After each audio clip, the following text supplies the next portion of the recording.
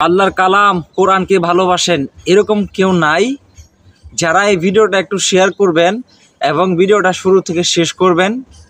ছোট্ট একটা সূরা, সূরাতুল ইখলাস, যেই সূরাটা কেউ পড়বে এবং শুনবে, যেই সূরাটাকে কেউ মহাব্বত করবে, ওই সূরা ওই ব্যক্তিকে জান্নাত পর্যন্ত পৌঁছায় দিবে। সুবহানাল্লাহ।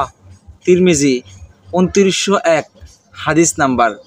আমি এই ছোট্ট সূরাটা আপনাদেরকে মহাব্বতের জন্য, আমার কাছে পড়তে ভালো লাগে, আমি একটু পড়ে শোনাবো। মেহেরবানি করে এই সূরাটা আপনারা শুনবেন, আপনাদেরও নেকি হবে, আমি পড়ব, আমারও নেকি হবে। আর যদি আল্লাহ তাআলার কোরআনকে ভালোবাসেন, তাহলে দয়া করে একটু শেয়ার করে দিবেন। যিনি শুনবেন তিনিও নেকি পাবেন। তো আমরা একজন আরেকজনকে নেকি থেকে কেন বঞ্চিত করব? অর্থাৎ দাওয়াতের নিয়তে ভিডিওটা একটু শেয়ার করে দিব। অনেক কিছু তো আমরা শেয়ার করি, আমরা কি পারি না এই কোরআন শরীফের, এই কোরআনের আয়াতকে, এই কোরআনের সূরাকে, এই দ্বীনের কাজকে শেয়ার করতে, অন্যের কাছে পৌঁছে দিতে? চলুন আর কথা না বেরিয়ে ছোট্ট একটা সূরা শুনে আসি। আউযু বিল্লাহি মিনাশ শাইতানির রাজীম।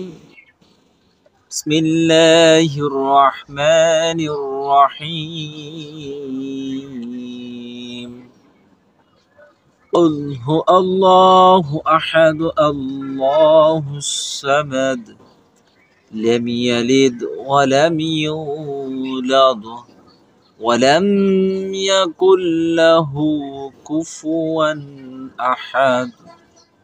মাশাআল্লাহ। কোরআন শরীফ পড়তে এবং শুনতে দুইটাই সবের কাজ, উত্তম কাজ। তো প্লিজ আপনি পড়ুন এবং শুনুন।